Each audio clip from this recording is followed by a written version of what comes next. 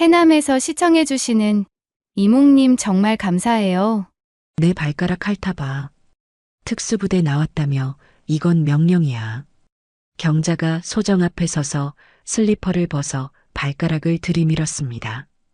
그 순간 방 안의 공기는 얼어붙었고 다른 신입들은 모두 눈을 감거나 고개를 돌렸습니다. 이런 광경을 목격하는 것조차 견디기 어려웠기 때문입니다. 경자의 목소리에는 잔인한 즐거움이 섞여 있었습니다. 이것은 단순한 굴복의 의식이 아니라 새로운 먹잇감을 길들이는 그녀만의 방식이었죠. 잠깐만요. 여러분이 사는 곳을 댓글로 알려주시면 다음 영상 제작에 반영해드립니다. 비가 내리는 새벽 교도소 앞에 도착한 호송차의 문이 천천히 열렸습니다. 차갑고 축축한 공기가 차 안으로 스며들면서 임소정은 깊은 숨을 내쉬었습니다. 34살의 나이에 이런 곳에 발을 들여놓게 될 줄은 꿈에도 몰랐죠. 손목에 새겨진 옅은 칼 자국과 오래된 화상 자국이 비에 젖으면서 더욱 선명해 보였습니다. 내려, 빨리. 교도관의 날카로운 목소리가 새벽 공기를 가르며 울렸습니다. 소정은 천천히 발을 내디뎠습니다. 군인 특유의 단단한 체격과 곧게 선 어깨가 여전히 위험을 풍겼지만 수갑이 채워진 손목은 그 모든 것을 무력하게 만들어버렸습니다. 707 특수부대 출신이라고? 여기선 그런 거 안 통해. 교도관이 비웃듯 말하면서 소정을 위아래로 훑어보았습니다. 소정은 묵묵히 교도관과 눈을 마주쳤습니다.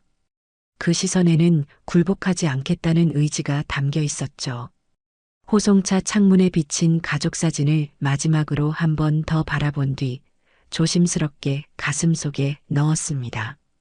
어머니와 자신, 그리고 이제는 더 이상 볼 수 없는 어린 동생의 웃는 얼굴이 그 안에 담겨 있었습니다. 교도소 내부로 들어서자 차가운 콘크리트 벽이 소정을 맞이했습니다. 복도를 따라 걸으면서 여기저기서 들려오는 소음과 외침들이 귓전을 스쳤습니다. 이곳은 분명 자신이 알던 세상과는 전혀 다른 곳이었습니다. 신입방에 도착했을 때 소정의 눈앞에는 충격적인 광경이 펼쳐졌습니다. 유경자라는 이름의 여성이 신입 수감자들을 무릎 꿇게 하고 있었습니다. 49살의 경자는 과체중의 몸집과 얼굴 곳곳에 새겨진 문신, 그리고 수많은 상처들이 그녀의 험난한 과거를 말해주고 있었습니다. 여긴 내 구역이야. 내 말이 곧 법이고 내가 곧 왕이지. 경자의 걸걸한 목소리가 방 안을 가득 메웠습니다. 신입들은 모두 고개를 숙이고 있었는데 그 중에서도 특히 눈에 띄는 것은 방 구석에 웅크리고 있는 젊은 여성이었습니다. 하은주라는 이름의 그 여성은 25살의 나이에도 불구하고 마치 어린아이처럼 겁에 질려 있었습니다. 마른 체형의 짧은 단발머리, 그리고 큰 눈망울에는 공포가 가득했습니다. 소정은 그 광경을 바라보면서 가슴속에서 무언가가 꿈틀거리는 것을 느꼈습니다. 707 특수부대에서 배운 정의감이, 그리고 약자를 보호해야 한다는 본능이 꿈틀거리고 있었죠. 하지만 동시에 과거의 트라우마가 발목을 잡았습니다. 자신이 지키려 했던 사람들을 결국 지키지 못했던 그 아픈 기억들이 말입니다. 경자는 소정을 발견하자 입꼬리를 비틀면서 다가왔습니다. 그녀의 눈에는 새로운 먹잇감을 발견한 포식자의 광기가 담겨 있었습니다. 방 안의 공기가 순식간에 긴장으로 가득 찼고 다른 수감자들은 숨을 죽이며 상황을 지켜보고 있었습니다. 너도 무릎 꿇어. 경자의 명령이 떨어졌지만 소정은 꿈쩍도 하지 않았습니다. 그 순간 방 안에는 팽팽한 긴장감이 흘렀고 모든 시선이 소정에게 집중되었습니다. 이것은 단순한 권력 싸움의 시작이 아니라 두 개의 서로 다른 세계관이 충돌하는 순간이었습니다. 경자가 소정 앞에 서서 슬리퍼를 벗어 발가락을 들이밀었습니다. 그 순간 방 안의 공기는 얼어붙었고 다른 신입들은 모두 눈을 감거나 고개를 돌렸습니다. 이런 광경을 목격하는 것조차 견디기 어려웠기 때문입니다. 특수부대 나왔다며? 그럼 내 발이나 하자보지 그래. 경자의 목소리에는 잔인한 즐거움이 섞여 있었습니다. 이것은 단순한 굴복의 의식이 아니라 새로운 먹잇감을 길들이는 그녀만의 방식이었죠. 수십 년간 교도소에서 살아온 경자에게는 이런 권력 게임이 생존의 수단이자 유일한 재미였습니다. 소정은 경자를 똑바로 바라보았습니다. 그 눈빛에는 두려움이 아닌 단호함이 담겨 있었습니다. 707 특수부대에서 배운 것은 단순한 전투 기술만이 아니었습니다. 어떤 상황에서도 자신의 존엄을 지키는 것, 그것이 진정한 군인의 자세였으니까요. 그럴 순 없습니다. 소정의 목소리는 차분하면서도 확고했습니다. 그 한마디가 방 안의 모든 것을 바꿔버렸습니다. 지금까지 경자에게 굴복해왔던 다른 수감자들도 놀란 표정으로 소정을 바라보았습니다. 이런 상황에서 거부 의사를 표현하는 사람을 본 것은 처음이었기 때문입니다. 경자의 얼굴이 순식간에 붉어졌습니다. 그동안 이런 모욕을 당해본 적이 없었던 그녀에게는 참을 수 없는 일이었습니다. 분노가 폭발하면서 손등으로 소정의 뺨을 세게 후려쳤습니다. 따끔한 통증이 뺨을 스쳤지만 소정은 고개를 돌리지 않았습니다. 그 순간 소정의 몸이 반사적으로 반응했습니다. 군 복무 시절 몸에 밴 훈련이 본능적으로 작동하면서 경자의 손목을 잡으려고 손을 움직였습니다. 하지만 이내 자신을 억제하고 손을 내렸습니다. 이곳에서 폭력을 사용한다면 상황이 더욱 복잡해질 것이라는 판단 때문이었죠. 경자는 소정의 그 순간적인 움직임을 놓치지 않았습니다.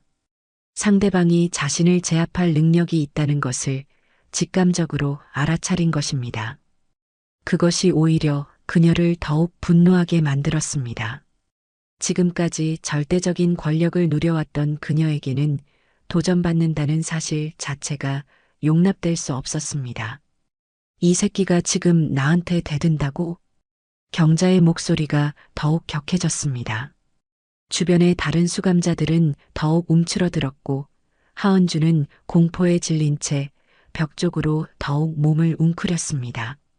방 안의 분위기는 점점 더 험악해져 갔습니다. 소정은 조용히 참았습니다. 경자의 분노와 폭력 앞에서도 굴복하지 않았지만 동시에 더 큰 충돌을 피하기 위해 침묵을 선택했습니다. 이것은 비겁함이 아니라 지혜였습니다. 지금 당장 맞서봤자 상황이 나아지지 않을 것이라는 현실적인 판단이었죠. 밤이 되어 모든 수감자들이 침상에 누웠을 때 소정은 가족 사진을 조심스럽게 꺼냈습니다. 어둠 속에서 어머니와 동생의 얼굴을 바라보며 속삭였습니다. 엄마, 은지야. 미안해. 여기서라도 더는 무너지지 않을게. 그 순간 과거의 아픈 기억들이 밀려왔습니다. 군 복무 시절 임무 중에 동생을 구하지 못했던 그날의 기억이 선명하게 떠올랐습니다. 동생이 위험에 처했을 때 자신이 다른 임무에 매달려 있었고 결국 동생을 잃고 말았던 그 끔찍한 날. 그때부터 시작된 죄책감이 지금까지도 소정을 괴롭히고 있었습니다. 하지만 동시에 다른 생각도 들었습니다. 이곳에서 만난 하은주의 떨리는 모습, 그리고 다른 약자들의 절망적인 표정들이 뇌리를 스쳤습니다. 과거에 지키지 못한 사람들에 대한 죄책감과 현재, 도움이 필요한 사람들에 대한 책임감이 마음속에서 복잡하게 얽혀 있었습니다. 다음 날 아침 식당에서의 분위기는 어제보다 더욱 긴장감이 돌았습니다. 경자의 압박은 점점 더 노골적이고 체계적으로 변해가고 있었습니다. 소정의 식판에는 다른 사람들과는 달리 곰팡이가 핀 밥과 상한 반찬이 담겨 나왔습니다. 이것은 단순한 괴롭힘이 아니라 조직적인 따돌림의 시작이었죠. 소정은 그 음식을 바라보며 잠시 멈칫했습니다. 배고픔과 자존심 사이에서 갈등하는 순간이었습니다. 결국 소정은 그 음식을 한 입도 먹지 않고 식판을 그대로 두었습니다. 굴복하지 않겠다는 의지의 표현이었지만 동시에 앞으로 더 큰 시련이 기다리고 있을 것이라는 예감도 들었습니다. 하은주는 더욱 심각한 상황에 처해 있었습니다. 경자의 지시를 받은 몇몇 수감자들이 하은주를 화장실로 끌고 갔습니다. 그곳에서 벌어진 일들은 차마 말로 표현하기 어려운 집단 괴롭힘이었습니다. 하은주의 비명소리가 복도까지 들려왔지만 아무도 나서서 말리려 하지 않았습니다. 가장 문제가 되는 것은 교도관 이 과장의 태도였습니다. 42살의 그는 뚱뚱한 체구에 늘 깔끔하게 차려입은 교도복을 입고 있었지만 그의 행동은 전혀 깔끔하지 않았습니다. 하은주의 비명소리가 들려와도 못 본 척하며 다른 곳으로 시선을 돌렸습니다. 이것은 단순한 무관심이 아니라 의도적인 묵인이었습니다. 여기가 밖보다 더 무섭다니까. 한 수감자가 다른 수감자에게 속삭이는 소리가 들렸습니다. 이 말 속에는 깊은 절망과 체념이 담겨 있었습니다. 사회에서 이미 상처받고 소외당했던 사람들이 이곳에서마저 더 큰 고통을 당하고 있는 현실이었습니다. 소정은 이 모든 상황을 지켜보면서 마음속에 복잡한 감정들이 일어나는 것을 느꼈습니다. 군인으로서 정의를 실현해야 한다는 사명감과 과거의 실패에 대한 두려움이 충돌하고 있었습니다. 특히 하은주의 절망적인 상황을 보면서 과거 동생을 지키지 못했던 기억이 더욱 선명하게 떠올랐습니다. 오후가 되어 하은주가 소정에게 다가왔습니다. 그녀의 얼굴에는 멍이 들어 있었고 눈가에는 마른 눈물 자국이 남아 있었습니다. 떨리는 목소리로 하은주가 말했습니다. 언니, 저 좀 도와주시면 안 될까요? 제발이요. 하은주의 간절한 부탁 앞에서 소정은 말문이 막혔습니다. 도와주고 싶은 마음과 또다시 누군가를 위험에 빠뜨릴지도 모른다는 두려움이 충돌하고 있었습니다. 과거의 동생을 구하려다가 오히려 더 큰 비극을 초래했던 기억이 발목을 잡고 있었죠. 미안해. 지금은 소정의 대답은 망설임으로 가득했습니다. 하은주의 실망스러운 표정을 보면서 소정은 자신이 또다시 누군가를 버리고 있다는 죄책감을 느꼈습니다. 하지만 성급한 행동이 더 큰 재앙을 불러올 수 있다는 현실적인 판단도 무시할 수 없었습니다. 그날 밤 소정은 잠들지 못하고 천장을 바라보며 생각에 잠겼습니다. 이곳에서 벌어지는 일들은 단순한 개인 간의 갈등이 아니라 구조적인 문제였습니다. 경자의 폭력도, 이 과장의 묵인도, 그리고 다른 수감자들의 침묵도 모두 하나의 시스템 안에서 작동하고 있었습니다. 하지만 그 시스템 속에서도 누군가는 용기를 내야 한다는 생각이 들었습니다. 과거의 실패가 두렵긴 하지만 그렇다고 해서 영원히 방관자로 남을 수는 없었습니다. 특히 하은주의 절망적인 눈빛을 보면서 소정은 자신이 변해야 한다는 것을 깨달았습니다. 새벽이 되자 소정은 혼자서 운동장으로 나갔습니다. 차가운 공기가 폐를 파고들면서 정신이 맑아지는 것을 느꼈습니다. 러닝을 시작하면서 규칙적인 발걸음 소리가 고요한 새벽을 깨웠습니다. 이것은 군 복무 시절부터 이어온 습관이었는데 복잡한 생각들을 정리하고 마음의 평정을 찾는 유일한 방법이었습니다. 하지만 오늘은 달랐습니다. 뛰면 뛸수록 과거의 기억들이 더욱 선명하게 떠올랐습니다. 그날의 기억, 임무 수행 중에 벌어진 그 끔찍한 사고가 마치 영화처럼 되감겨졌습니다. 동료들의 외침이 귓전에 울렸습니다. 구하러 가지 마. 위험해. 동료의 간절한 외침에도 불구하고 소정은 자신의 선택을 고집했습니다. 동생과 다른 동료들이 위험에 처해 있었고 그들을 버리고 갈 수는 없었습니다. 하지만 그 선택이 결국 더 큰 비극을 불러왔습니다. 그래도 난 가야 해. 당시 소정의 대답은 확신에 차 있었습니다. 정의감과 동료애, 그리고 가족에 대한 사랑이 그 선택을 이끌었습니다. 하지만 결과는 참혹했습니다. 소정이 구하려 했던 사람들은 모두 목숨을 잃었고 소정 혼자만 살아남았습니다. 그때부터 시작된 죄책감이 지금까지도 소정을 괴롭히고 있었습니다. 운동장을 돌면서 소정의 눈에 눈물이 맺혔습니다.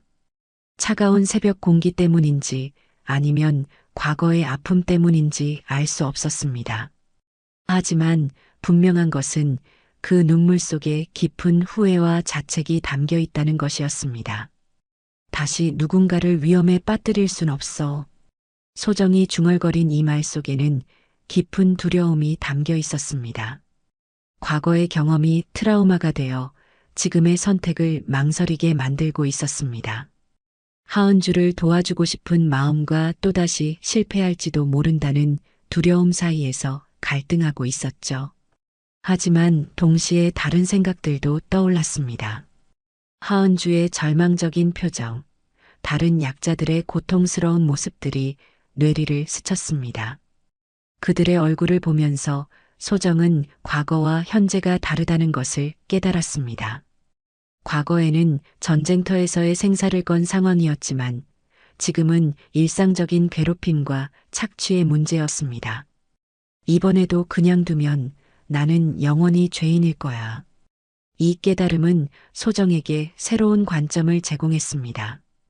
과거의 실패를 두려워하여 현재의 책임을 회피한다면 그것 자체가 또 다른 죄가 될 수 있다는 생각이 들었습니다. 특히 하은주 같은 약자들을 방치한다면 자신이 그동안 추구해왔던 정의와 가치관을 스스로 부정하는 것이나 다름없었습니다. 러닝을 마치고 숨을 고르면서 소정은 마음속에서 무언가가 변하고 있다는 것을 느꼈습니다. 여전히 두려움은 있었지만 그보다 더 강한 의지가 생겨나고 있었습니다. 과거의 실패를 반복하지 않으면서도 현재의 책임을 다하는 방법이 있을 것이라는 희망이 싹트기 시작했습니다. 하지만 아직은 확신이 서지 않았습니다. 감정적인 충동이 아닌 신중한 판단과 계획이 필요했습니다. 과거의 경험에서 배운 것이 있다면 성급한 행동보다는 치밀한 준비와 현명한 전략이 더 중요하다는 것이었습니다. 소정은 천천히 하지만 확실하게 자신의 길을 찾아가기 시작했습니다. 오후에 소정은 교도소 도서실로 향했습니다. 이곳은 다른 곳과 달리 상대적으로 조용하고 평화로운 분위기를 유지하고 있었습니다. 책장 사이를 거닐면서 소정은 잠시나마 마음의 안정을 찾을 수 있었습니다. 하지만 혼자만의 시간은 오래 지속되지 않았습니다. 김순덕이 조용히 소정 옆에 앉았습니다. 62살의 순덕은 왜소한 체구에 잔주름이 많은 얼굴을 하고 있었지만 그 흐릿한 눈동자 속에는 오랜 세월의 지혜가 담겨 있었습니다. 평생을 교도소 안팎에서 보낸 그녀는 이곳의 모든 것을 꿰뚫어 보고 있었습니다. 여긴 아무도 진짜로 내 편이 아니야. 순덕의 첫마디는 차갑고 현실적이었습니다.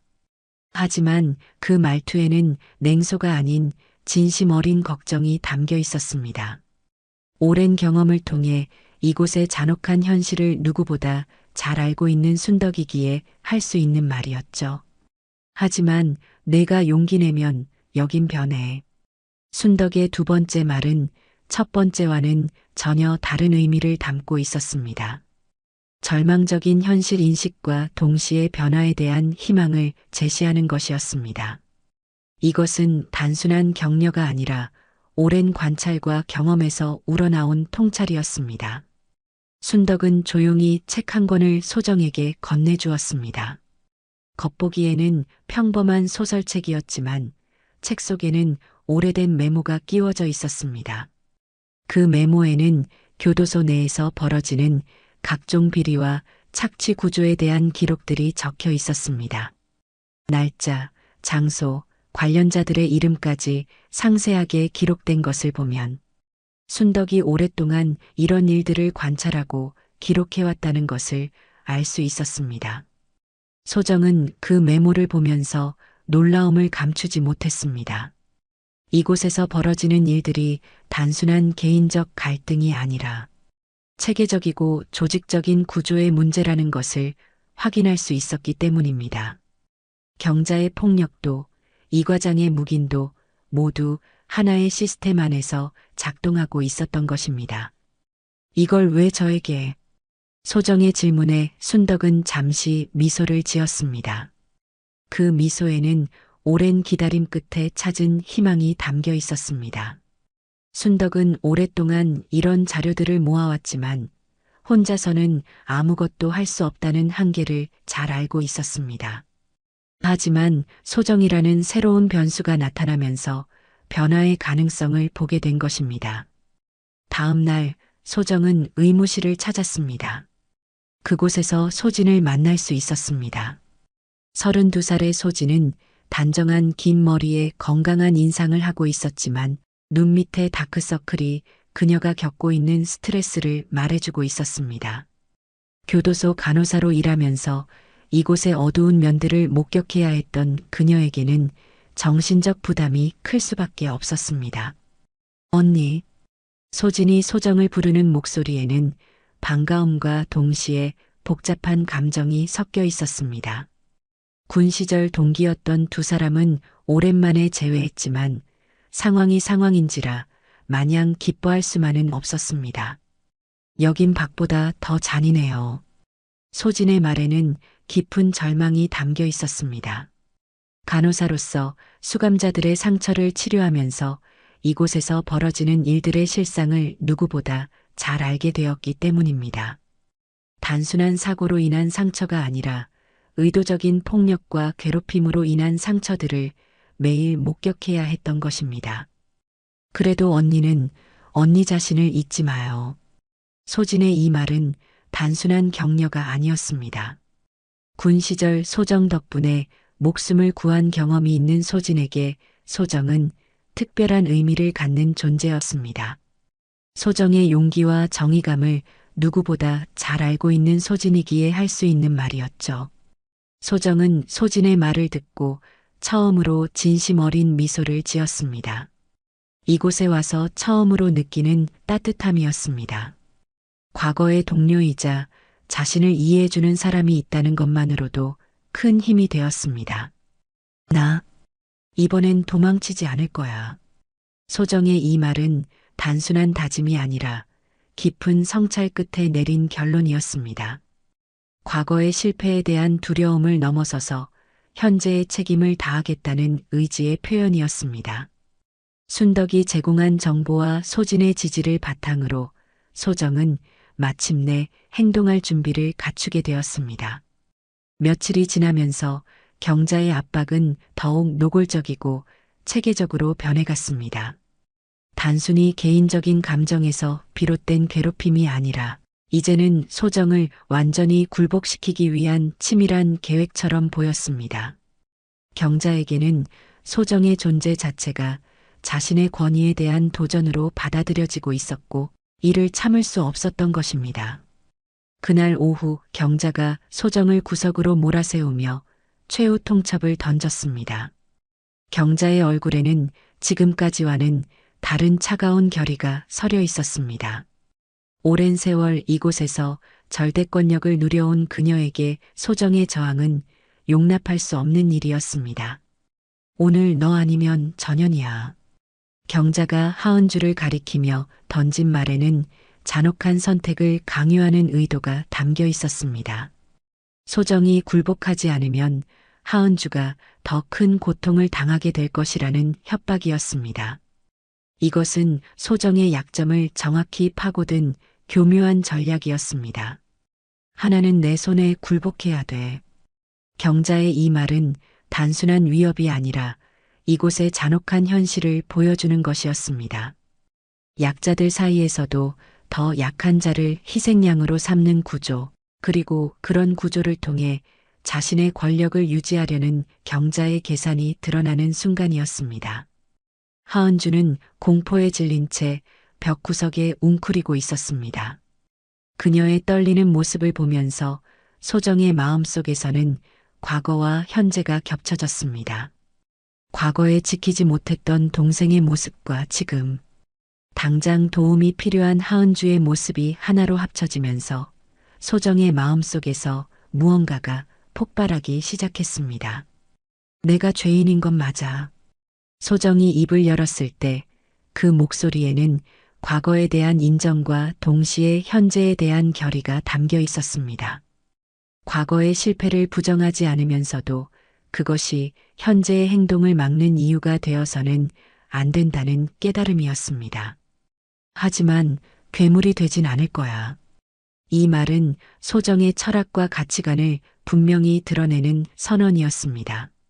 과거의 실패가 자신을 죄인으로 만들었을지는 몰라도 그렇다고 해서 현재의 불의를 방관하거나 더 나아가 그런 불의에 동참하지는 않겠다는 의지의 표현이었습니다. 경자가 참을 수 없다는 듯이 주먹을 휘둘렀습니다. 하지만 소정은 더 이상 그냥 당하고만 있지 않았습니다. 707 특수부대에서 몸에 밴 훈련이 본능적으로 작동하면서 소정은 순식간에 경자의 팔을 꺾어 제압했습니다. 그동안 억눌러왔던 모든 감정과 의지가 한순간에 폭발한 것이었습니다. 나. 경자의 비명소리가 방 안을 가득 메웠습니다. 지금까지 절대권력을 누려왔던 그녀가 처음으로 무력함을 느끼는 순간이었습니다. 주변의 다른 수감자들도 이런 광경을 본 것은 처음이어서 모두 놀란 표정으로 지켜보고 있었습니다. 소정은 경자를 제압한 채로 눈물을 삼키며 외쳤습니다. 그 눈물에는 과거의 아픔과 현재의 분노, 그리고 미래에 대한 희망이 모두 섞여 있었습니다. 여긴 군대가 아니지만 사람 사는 곳이야. 그만해, 이제. 이 말은 단순한 제지가 아니라 이곳의 비인간적인 현실에 대한 근본적인 문제 제기였습니다. 교도소라는 특수한 공간이라고 해서 인간의 기본적인 존엄성까지 무시되어서는 안 된다는 소정의 신념이 담겨 있었습니다. 소정은 한 손으로 경자를 제압한 채 다른 손으로는 하은주를 자신의 뒤로 감쌌습니다. 이 장면은 과거에 지키지 못했던 사람들에 대한 속죄이자 현재 지켜야 할 사람들에 대한 책임을 다하겠다는 의지의 표현이었습니다. 두 번 다시 아무도 내 발밑에 머리 숙이지 않을 거야. 소정의 이 선언은 개인적인 대결의 승리 선언이 아니라 이곳의 구조적인 문제에 대한 도전장이었습니다. 더 이상 약자가 강자에게 일방적으로 굴복하는 구조를 용납하지 않겠다는 의미였습니다. 경자와의 대결 이후 교도소 내부의 분위기는 완전히 바뀌었습니다. 소정의 행동을 목격한 다른 수감자들 사이에서는 두려움과 동시에 희망이 퍼져나가기 시작했습니다. 오랫동안 경자의 폭력에 굴복해야 했던 사람들에게는 변화의 가능성을 보여준 사건이었기 때문입니다. 하지만 경자는 이 상황을 그냥 넘어갈 생각이 없었습니다. 자신의 권위가 무너진 것에 대한 분노와 굴욕감으로 가득한 경자는 즉시 교도관 조사실로 향했습니다. 이 과장 앞에서 경자는 마치 자신이 피해자인 것처럼 연기했습니다. 제가 날 죽이려고 했다고. 경자의 목소리에는 진짜 두려움이 섞여 있었습니다. 지금까지 자신이 다른 사람들에게 가했던 폭력이 이제는 자신에게 돌아올 수 있다는 공포 때문이었습니다. 경자는 소정을 폭력적인 위험인물로 묘사하면서 즉시 격리 조치를 취해달라고 요구했습니다. 이 과장은 이 상황을 기회로 여겼습니다. 소정이라는 새로운 변수가 기존의 질서를 흔들고 있었고 이를 빠르게 제거해야 자신의 기득권을 지킬 수 있다고 판단했기 때문입니다. 하지만 그의 계산에는 중요한 변수가 하나 빠져 있었습니다. 다음 날 조사가 진행되었을 때 예상치 못한 일이 벌어졌습니다. 하은주가 가장 먼저 나서서 증언했습니다.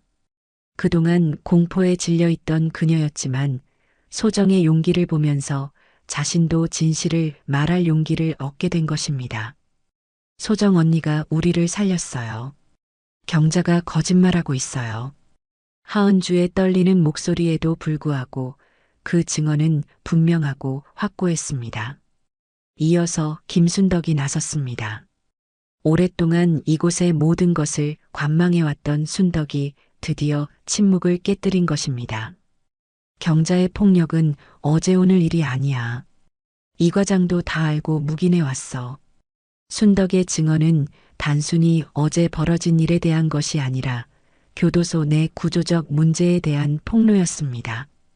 그녀가 오랫동안 기록해온 자료들이 이제야 빛을 보게 된 순간이었습니다. 소진도 간호사의 신분으로 공식적인 증언에 나섰습니다. 의료진으로서 목격한 각종 폭력의 흔적들, 그리고 이를 은폐하라는 압력들에 대해 상세히 증언했습니다. 소진의 증언은 전문가의 관점에서 이루어진 것이어서 더욱 큰 파급력을 가지고 있었습니다. 가장 놀라운 것은 다른 신입 수감자들까지 하나둘씩 나서기 시작한 것이었습니다. 그동안 두려움 때문에 침묵해왔던 사람들이 소정의 용기에 감화되어 진실을 말하기 시작했습니다. 이들의 증언이 모이면서 교도소 내 권력 구조의 실상이 적나라하게 드러났습니다. 이 과장은 상황이 자신에게 불리하게 돌아가는 것을 보고 당황했습니다. 지금까지 경자와의 암묵적인 거래를 통해 교도소를 관리해왔던 그에게는 이런 집단 증언이 치명적인 위협이었습니다. 하지만 이미 상황은 그의 통제를 벗어나 있었습니다. 김순덕이 제공한 메모와 자료들이 결정적인 증거가 되었습니다. 그 안에는 교도소 내에서 벌어진 각종 성적 착취와 관리자의 비리, 그리고 체계적인 인권 침해에 대한 구체적인 기록들이 담겨 있었습니다. 도장, 날짜, 관련자들의 이름까지 정확히 기록된 이 자료들은 법적 증거로서의 가치를 충분히 갖추고 있었습니다. 조사가 진행되면서 밝혀진 것은 경자의 폭력이 단순히 개인적인 일탈이 아니라는 사실이었습니다. 이 과장 등 교도관들의 묵인과 지시에 의해 유지되어 온 구조적인 문제였던 것입니다. 경자는 일종의 대리인 역할을 하면서 교도관들이 직접 나서지 않고도 수감자들을 통제할 수 있는 시스템의 일부였습니다. 소정은 이 모든 과정을 지켜보면서 과거의 트라우마가 조금씩 치유되고 있다는 것을 느꼈습니다. 과거에 지키지 못했던 사람들에 대한 죄책감이 현재 지켜낸 사람들을 통해서 조금씩 해소되고 있었습니다. 손목의 상처가 더 이상 아픔의 상징이 아니라 극복의 증거가 되어가고 있었습니다. 소정과 동료들의 용기 있는 증언이 결실을 맺기 시작했습니다. 교도소 외부로 전해진 비리 폭로는 언론의 주목을 받았고 시민사회와 인권단체들이 관심을 가지기 시작했습니다. 오랫동안 은폐되어 왔던 교도소 내부의 구조적 문제들이 하나씩 수면 위로 드러나면서 사회적 파장이 일어났습니다. 이 과장을 비롯한 여러 교도관들이 직위 해제되었습니다. 그들이 오랫동안 유지해왔던 비리와 착취의 고리가 마침내 끊어진 것입니다. 교도소 운영 시스템 전반에 대한 대대적인 개혁이 시작되었고 수감자들의 인권을 보장하기 위한 새로운 제도들이 도입되기 시작했습니다. 경자는 독방에 격리되었습니다. 오랫동안 절대 권력을 누려왔던 그녀에게 독방의 고독은 견디기 어려운 형벌이었습니다. 며칠이 지난 후 경자는 소정에게 면회를 요청했습니다. 처음에는 거부감이 들었지만 소정은 결국 경자를 만나기로 결정했습니다. 독방에서 만난 경자의 모습은 예전과 완전히 달랐습니다. 권위적이고 폭력적이었던 모습은 온데간데 없고 지쳐 보이고 무력해 보이는 중년 여성의 모습만이 남아 있었습니다. 경자는 소정을 보자 조용히 고개를 숙였습니다. 나도 한때, 내 나이 때 아무도 못 구했어. 그래서 이렇게 된 거야. 경자의 고백에는 깊은 후회와 자책이 담겨 있었습니다. 젊은 시절 자신도 지금의 하은주와 같은 약자였고 도움이 필요할 때 아무도 나서주지 않았던 아픈 기억이 있었던 것입니다. 그 상처가 시간이 지나면서 분노와 폭력으로 변해갔고 결국 자신이 당했던 고통을 다른 사람들에게 되풀이하게 된 것이었습니다. 소정은 경자를 지그시 바라보았습니다. 분노나 경멸이 아닌 깊은 이해가 담긴 시선이었습니다. 과거의 상처가 어떻게 한 사람을 변화시킬 수 있는지, 그리고 그 고통이 어떻게 다른 사람들에게 전가될 수 있는지를 소정은 누구보다 잘 알고 있었기 때문입니다. 누구나 약자가 될 수 있죠. 그걸 잊으면 괴물이 돼요. 소정의 이 말은 경자에 대한 비난이 아니라 인간에 대한 깊은 성찰이었습니다. 상처받은 사람이 다른 사람에게 상처를 주는 악순환의 고리를 끊어야 한다는 메시지였습니다. 과거의 아픔을 이유로 현재의 폭력을 정당화할 수는 없다는 것, 그리고 누구나 언제든 약자가 될 수 있다는 겸손함을 잃지 말아야 한다는 뜻이었습니다. 며칠 후 소정의 출소 심사가 진행되었습니다. 구조적 폭력에 맞선 내부 고발자로서의 공로가 인정받았고 억울한 누명으로 수감되었다는 사실도 재조명되었습니다. 형집행정지와 재심 청구가 받아들여지면서 소정은 마침내 자유의 몸이 될 수 있게 되었습니다.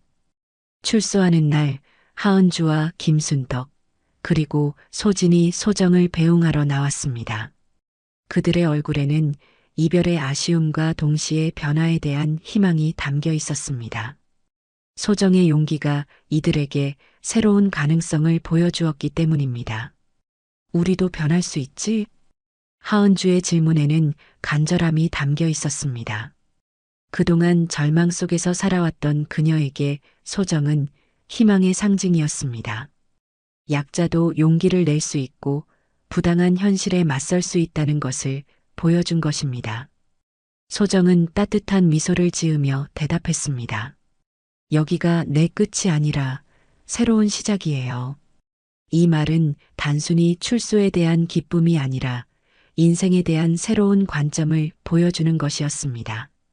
교도소에서의 경험이 상처가 아니라 성장의 기회가 되었고 과거의 트라우마를 극복하고 새로운 삶을 시작할 수 있는 계기가 되었다는 의미였습니다. 교도소 문을 나서면서 소정은 가슴속에서 꺼낸 가족 사진을 다시 한번 바라보았습니다. 이제 그 사진은 과거의 죄책감이 아니라 지켜야 할 현재와 미래를 상징하는 것이 되어 있었습니다. 어머니와 동생의 얼굴을 보면서 소정은 다시 한번 다짐했습니다. 내가 나를 잃지 않는 한 이 감옥은 내 무덤이 아니다. 여기서 다시 내 인생을 시작할 겁니다. 이것은 단순한 개인적 다짐이 아니라 모든 어려움에 처한 사람들에게 전하는 희망의 메시지였습니다. 어떤 절망적인 상황에서도 자신을 잃지 않고 용기를 낸다면 새로운 시작이 가능하다는 것, 그리고 한 사람의 용기가 많은 사람들에게 변화의 기회를 줄 수 있다는 것을 보여주는 선언이었습니다. 긴 영상 시청해주셔서 정말 감사해요. 달콤한 하루 되세요. 사랑합니다.